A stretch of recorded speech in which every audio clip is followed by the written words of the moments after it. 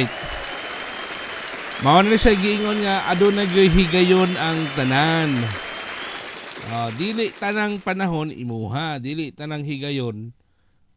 Ikaw mo'y hari kanunay. Mao ni nahitabo karon ni Auntie Claire kanang sa sobra niya ka libakira, ka sobra niyang wailaing labang topic kanunay na yang baba kundi Duterte o tanang mga mulaban sa mga Duterte kontrahan yun niya. Dili lang kanang kana bang magpataka-taka og yawit bitaw. Nga wa ra bagay, di ra bagay di mo ma validate kung tinuod ba or dili kay di wa magyud kanang mga kwan lang ba, kanang gitawag ng chismis lang ba. Mao na siya. Daghan man na sila kanang mga oplok, mga trolls nga binayaran na ni bangag. Daghan na sila, ubay-ubay na sila. Kana bang magpataka-taka lang itong istorya nga wala kay wa gani basihan. Basta dali mabungat silang baba kay kanong kabalo ba mo si rason nganong ilang gihimo na kang ilang amo wa gyud nahimo bisag usa. Di ba? Unsa may rason nga nganong ilaman ang himuon. Unsa may ilang ikapanghinambog wa may ikapanghinambog. Ilaray nyo ang silingan. Mao na siya karon kanang magpataka-taka magpibida-bida diha. Taka-taka lagyaw-yaw karon. Kaminusan siguro ni haning anak ni Senator Loren Ligarda kana si Congressman Leandro Leveste perte ka bright nakaminos ni si Claire mao na siya karon karon kay imuha man ang gisugdan karon makasinati ka og unsay lami karon gikasuhan ni Congressman Leveste ng libel case. Kaya mo lagi na siyang pataka-taka o yawit-yawit, pataka-taka. Basta kay propaganda ba para mo kabalo naman halos mga katawhan na ng style nilang pang-ugok, pang-uplok lang ba. Mao na siya. Karon, katilawin sila taga, mga paminaw na to eh. Tanghali po sa inyong lahat. Unang-una, nais ko pong pasalamatan ang Bayan ng Balayan sa pag-host sa atin ngayong araw na ito. At tayo po ay kakagaling lamang sa Regional Trial Court ng Balayan para magsampa ng kaso laban kay Yusek Claire Castro dahil sa kanyang pagpapakalat ng fake news. Tayo po ay nagsampa sa tulong po ni Attorney Topacio ng kaso kay Claire Castro for libel on her libelous statements tungkol sa aking solar power business. Uulitin ko lang po, nagsampa po ako ng libel case kay Yusek Claire Castro para sa 110 million pesos in damages plus attorney's fees. Ito po ay civil case at hindi criminal case dahil hindi ko naman po nais na masaktan si Yusek Claire Castro. Nais ko lang pong depensahan ang pangalan ko dahil sa kanyang pagpapakalat ng fake news tungkol sa akin. Nais ko din pong linawin na hindi po natin kalaban ang administrasyon at si Yusek Claire Castro lang po ang ating kinasuhan. Pero ayon po sa advice ng ating lawyer, si Attorney Topacio, si Yusek Claire Castro ay pwedeng kasuhan din ng cyber libel o criminal case. Pero dahil ayaw natin masaktan si Yusek Claire Castro, 110 million pesos in damages na lang po ang sinampahan po natin sa kanya at ayaw natin siyang makulong pa. At iiyak na yan kung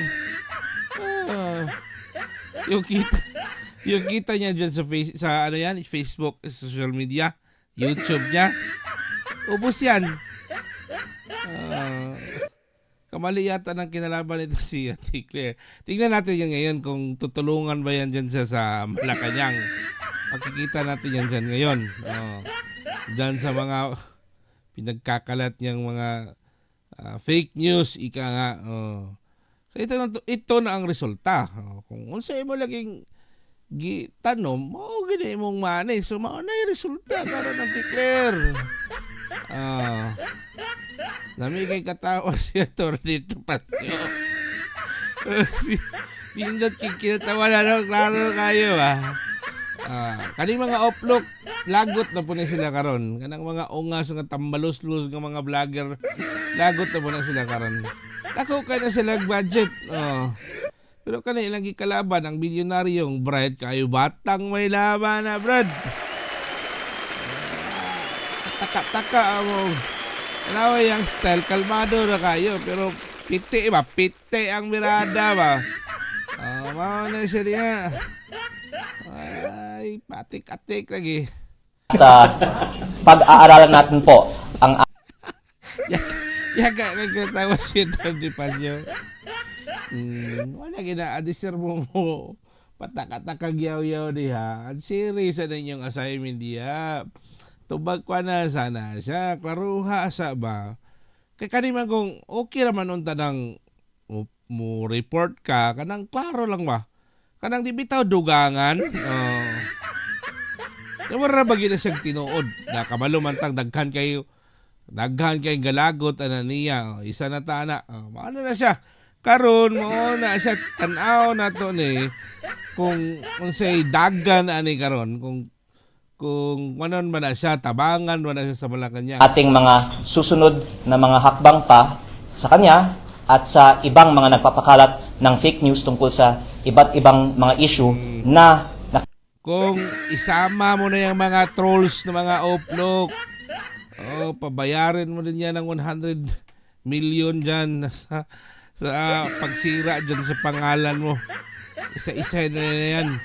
nakikita naman po ng taong bayan ay nagpapalihis lang ng usapan mula sa tunay na issue ng korupsyon sa DPWH dahil si Yusek Claire Castro po kasi ay nagsimula ng kanyang mga vlog episodes tungkol sa akin.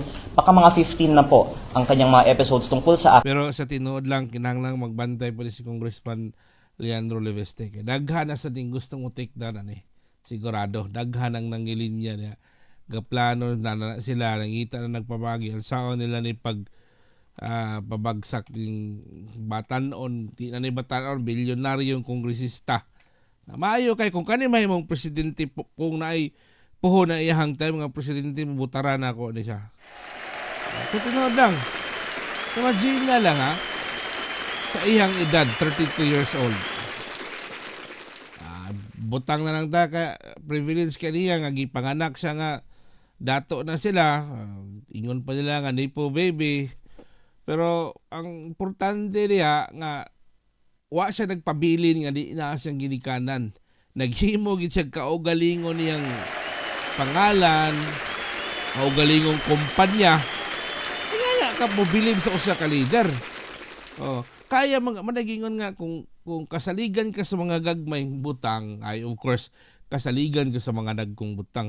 Kaya gani niya na nahimo. How much more kung mahimo ning presidente sa Pilipinas? Kita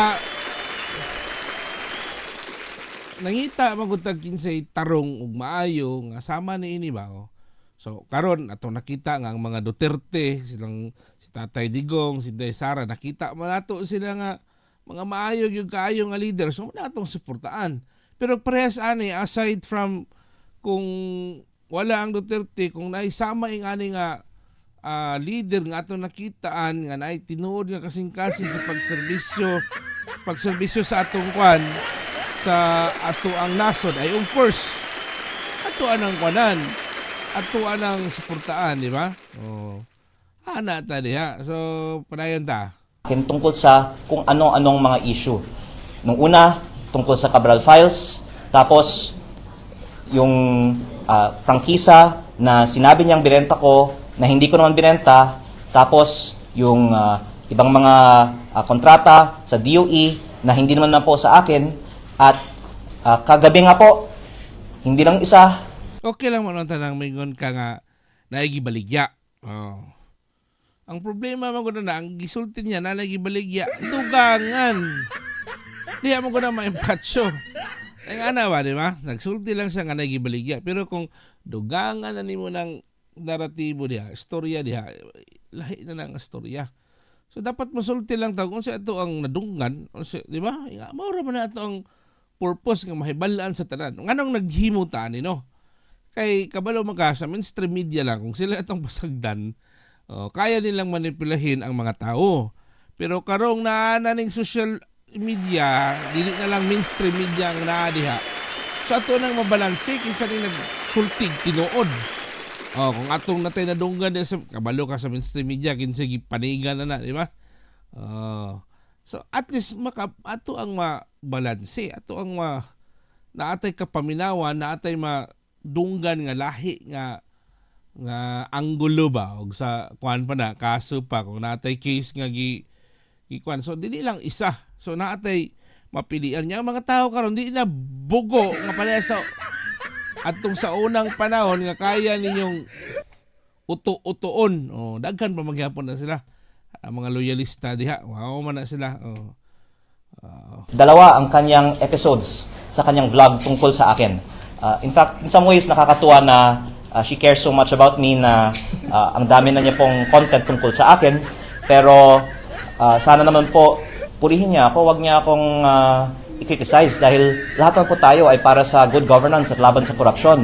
Sana katulad ng... Okay naman sana yung mag-criticize na tama lang na pag-criticize ba. Pero pag pasubrahan mo na, hindi na yan. Abuso na yan. Ayun, totoo, abuso na. Marami yan sila, mga loyalista, mga abusado yan sila. Kasi alam naman nila yung sinusuportaan nila ngayon, yun yung administrasyon ngayon.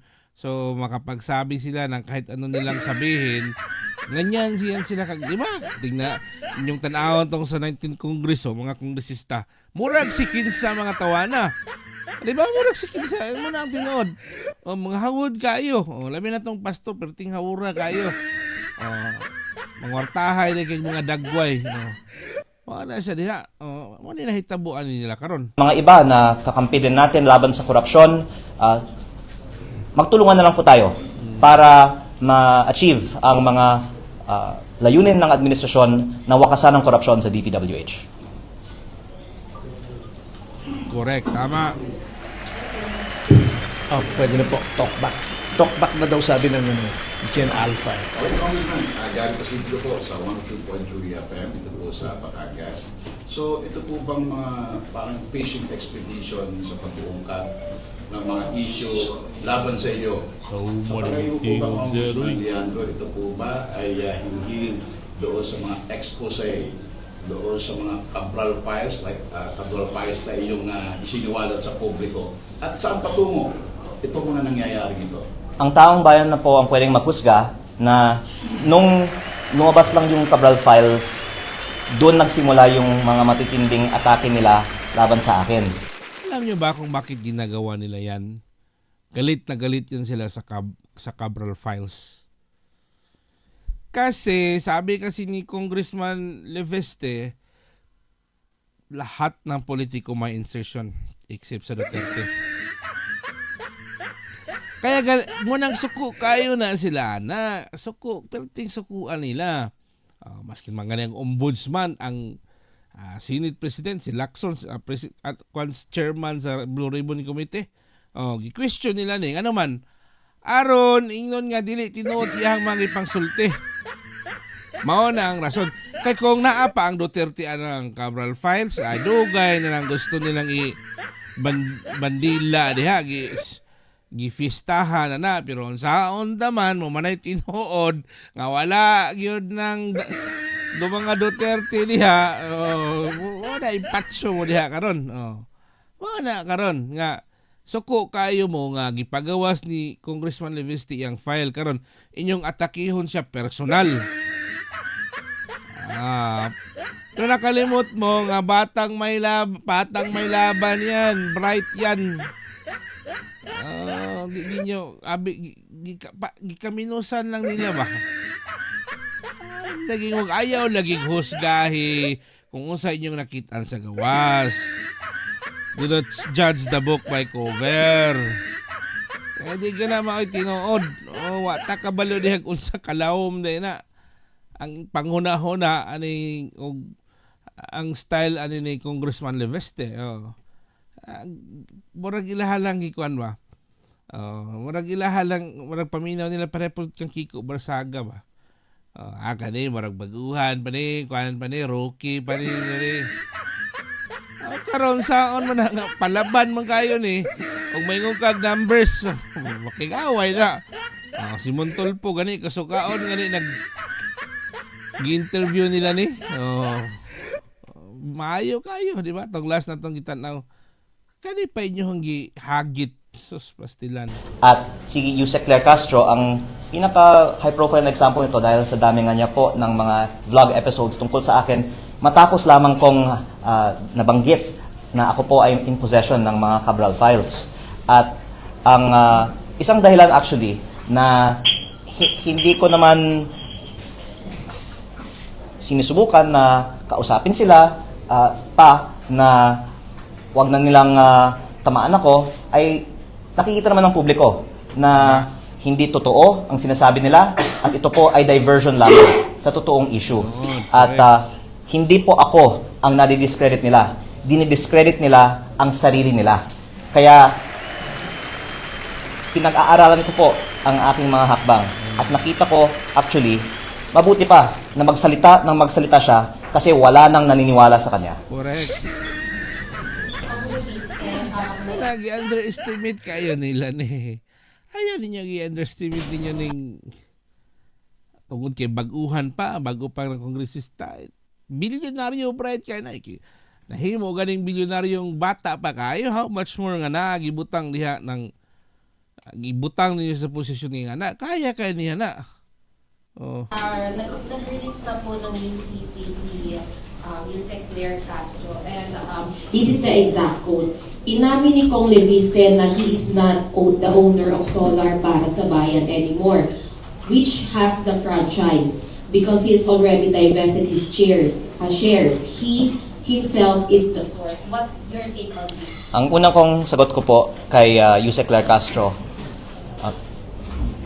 sumagot na lang si Yusek Claire Castro sa korte dahil may kaso na po kami. At ang direkta ko naman sagot para sa kaalaman ng publiko ay ang pahayag po kasi niya ay binenta ko ang kumpanyang may prangkisa sa Meralco kaya nagkapera ako daw dahil sa prangkisa. At hindi ko po binenta ang kumpanya na may prangkisa. Ang kumpanyang binenta ko ay ibang kumpanya na ang main asset nito ay lupa sa Nueva Ecija. In fact, pinapasalamatan ko po si Pangulong Bongbong Marcos na siya po ang naging guest of honor sa groundbreaking ng proyekto ng kumpanya na itinatag ko. Ito po ang nagpasok ng pinakamalaking foreign investment sa buong Pilipinas sa taong 2025 at sa ngayon ay nag-i-employ ng mahigit 10,000 ng ating mga kababayan sa Nueva Ecija. Kaya hindi din po totoo na hindi po ako nagde-deliver sa aking mga kontrata. Binenta ko po ang aking kumpanya at yung may-ari ng aking kumpanya, majority stake ngayon, ay nagpapatakbo ng aking kumpanya at matagumpay po ito kasi ito nga po ay pinupuri ng administrasyon. Baka pati si Yusek Claire Castro, pinuri na niya po ang proyekto ng kumpanya na binenta ko. Kaya, pero ang point po dito is parang naliligaw si Yusek Claire Castro sa daming mga kumpanya ko kasi yung alegasyon niya, binenta ko yung kumpanya na may prangkisa, yung binenta ko, hindi yung kumpanya na may prangkisa. Yung kumpanya na may prangkisa naman, ito po. Kung sa chess pa na, gitawag nag-blunder ba? Blunder! Mauna. Sus! Ang nasabi ko ng status. Ito po ay inaprubahan sa 2019. At may dalawa pong probisyon ang prangkisa. Una, para mag-operate, kailangan ng implementing rules and regulations. Pwede pong tignan ang batas na ito mismo. At ang DOE po ang dapat maglabas nito at walang inilabas na IRR ang DOE. Pangalawa, ang franchise na nakalagay naman na kung hindi mag-ooperate for 2 years, ito po ay ipso facto revoked. Ano, attorney, ang ibig sabihin ng ipso facto revoked? By its very fact, automatically. Yeah, So, tumigil po ang operation ng kumpanya sa 2022 dahil fact, tinood yun, sure yun, di ba? hindi pa nabigyan siya ng mga permits to operate Kaya within 2 years of that, maaari natin sabihin na ipso facto revoked na ang prangkisa ng kumpanyang ito. Actually, nung una kong binunyag ito, baka nagulat si Yusek Claire kasi hindi niya napag-aralan ang Yay. batas na ito. Pero ito naman po ay nasa Google. At Nasa Google. Wala na magutong ilang kongresista ka bright kay sa Google. Patay. kung ginawa lang po nila ang kanilang homework at hindi lang pa, Yun, po homework. Pero nga lagi, himuha lagi ninyong assignment. Munang bagsa kay may di man maghimog assignment. ng social media content, ang kanilang mga vlog, hindi na nila sanang sinabi ito at hindi na sila sana napahiya. At dagdag ko din po na ang Kongreso ay nag-aproba din ng isang general law noong 2022 din na may repealing and amendatory clause na nakasaad na ang mga legislative franchise na may kaugnayan sa batas na yon ay thereby repealed or amended. At nakalagay po sa general law na ito na ang mga kumpanya sa sektor na yon ay hindi nangangailangan ng prangkisa. Ang kinalabasan po ng batas na yon Kalmado. Kalmado na kayo sa Torre de Pasio. Maayong ang lawyer, maayong ang attorney, paldo na mo na yung income, ayos. ay walang saysay, wala ng visa ang prangkisa na ibinigay sa kumpanya ko noong 2019. Kaya sa maraming mga dahilan, wala ng prangkisa ang kumpanyang ito at wala na rin naapektuhan sa bagay na ito dahil mula 2022 may bago ng batas ang Pilipinas tungkol sa sektor ng kumpanyang ito. Ayan, maraming salamat po, Congressman. We have another question. So mga lagi na, klaruho na itong basa. Gasalig ramon gani, dili lang na ni Ate Claire ha. Daghan ng mga vlogger diha, nga mga loyalista. Gasalig din sila kay ilang amo mo may nada sa administrasyon ngayon. Kanunay ni sila pang birada, wala na ba yung mga hinungdan, mga nonsense kayo. Below the belt, kuan kayo ba? Birada kayo kanang sangko sa kuto-kuto bitaw. Nya pag kuan grabe kay maka-istorya ba, pangdaot ba? Grabe kay makadaot ng mga tawhanan pero kabalo man tanga mo lagi na di man gyud tanang panahon ilaha na maghihigayon nga ang panahon mo pabor sa to mao na ni pero kamong mga loyalista hulat-hulat lang mo kay siguradong maabot ra ng panahon kanang inyong ginapangita ba. Nangita man gana sila bikil, nangita man gana sila sakit, nangita na sila muhilak sila. Ano magpataka-taka lang bitang istorya, grabe kay magpangdaot. Labi na si Inday Sara, tirahan kay nilag maayo mga Duterte. Kay kabalo man silang medyo natandog ang mga Duterte, abi siguro nila kaya nila ba. Pero tanaw na to kung kanang inyong mga amo karon kung kamo mo'y mabalikan na inyong ipang istorya ug mukuan man na mutabang man na sa inyo ha tanawa na to na naka-record naman nato ni kaning mga taong mga kuan diha kinsa ng mga tampalasan kayo o kasing-kasing inood. Pero kung maaari ko lang dagdagan, ako po ay nasasaktan na pinalabas na yung prangkisa ng gobyerno ay ginawa kong pera. Dahil kabaliktaran nga ang nangyari. Muna ang rason nganong iyahang gikasuhan. Kay muna ang gustong ipalabas ni Ate Claire nga ang prangkisa nga mura siya ang nahinabang. Pero wa kabalo si Ate Claire nga ang gobyerno ang naghinabang sa iyahang gihimo. Mauna sa diha. Taka-taka lang ang yawit-yawit na ginaanad na mga sila. Kabalo mo, ang mga paresa ng mga Duterte, bisag usaon nila tira, di man kung sila panambalingon. Sabi na si Tatay Digong, pasagdahalang nila na, bahala kung sa ilahang ikyaw-kyaw. Karon, saon man naaman ng batang may laban, naaman tayo congressman may laban, patay tayo niya. Paano na yung ipangita? Ako po ay nag-invest ng daan-daang milyon para sa initial na mga planta ng kumpanyang ito na handa nang gumawa ng kuryente para tumulong sa ating mga kababayan. Pero hindi na aprubahan ang permit to operate. Kaya out of exceeding caution at dahil nirespeto natin ang batas, tinigil namin ang operasyon, hindi na nga gumawa ng kuryente. Ang laki po ng lugi ko sa investment na yun. At ang lumalabas, sinabi nila, gumawa ako ng pera at labag ako sa batas. Kabaliktaran nga, nalugi ako dahil ako po ay nagko-comply sa batas. Kong Ellen Santos po from Metro Divide here.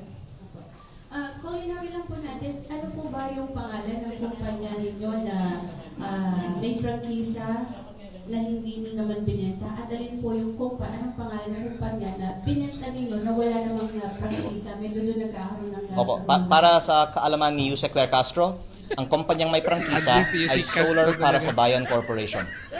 Ang kumpanyang binenta ko sa Meralco ay SP New Energy Corporation. At ang nababanggit, kung hindi pa ako nagkakamali, sa mga pahayag ng DOE, ang SP New Energy Corporation. Kaya actually, nalulungkot din ako na nasama pa sa usapan ang kumpanyang binenta ko na sa ibang kumpanya.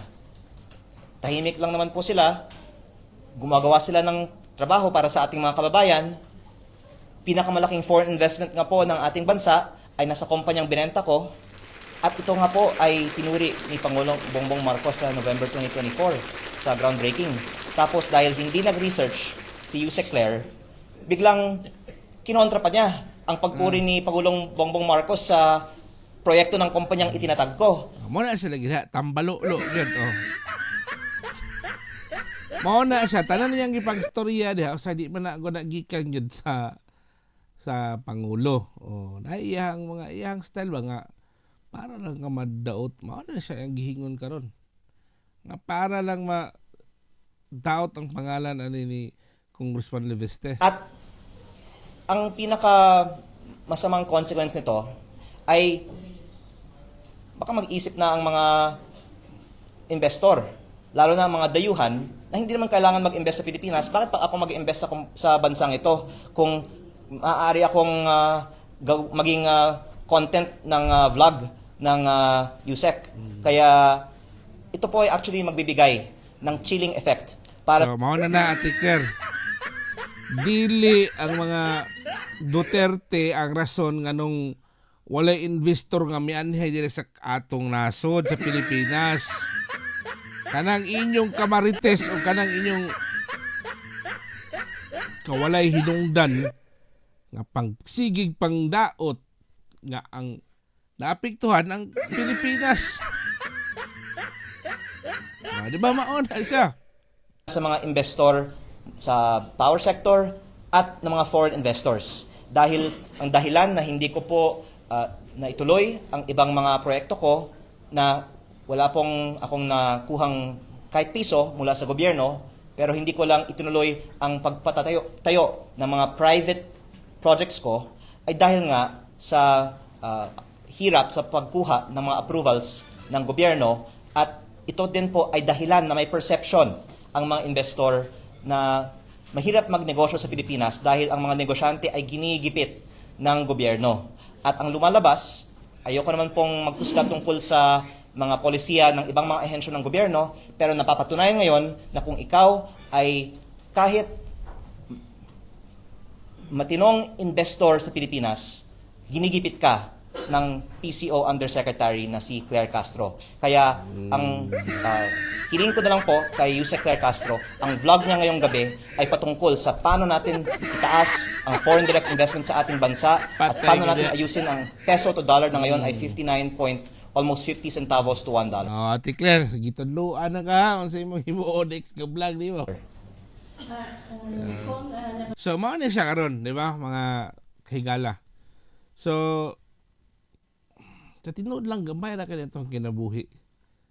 after 60, 70 years, wala na taning kalibutan na 80 years. Anong dili man nato himuon ang pinaka the best na makatabang ta sa isig ka tao kung nagtuta nga na Ginoo. Katay kitang mga Pilipino, gamay ramang mga Pilipino wala nagtuo Ginoo. Mostly kita Christian country ta nagtuta Ginoo. Anong dili man nato himuon ang pinakamaayong butang, pinakamaayong makapahimuot sa Ginoo, makapahimuot sa isig ka tao ba, di ba? Kada ilang ipanghimo lagi karon, grabe tungod lang anang kwarta. Mao na siyang rason diha. Oh, pero mo lagi na dili ta ng panahon, dili ta ng higayon inyuha. So napoy panahon sa uban, there always time for everything. Oh. Wala Ate Claire, klaro na naka-assignment para unya unsay imong i-vlog. Pero kadang halin nimo si mong vlog, wasi wata ka malo, mahorot na. Pero karon, ang pinakanindot kay natong hulaton ani kung tabangan ni si Ate Claire sa atong gobyerno sa sa Malacañang. Okay, so diri na tataman. So ini si Kapre Lastrani atong tanawon kung napatay taas-taas pa ni siya. Na magutay lakaw, so mag hisgot tayo na po sa sunod nga video. God bless.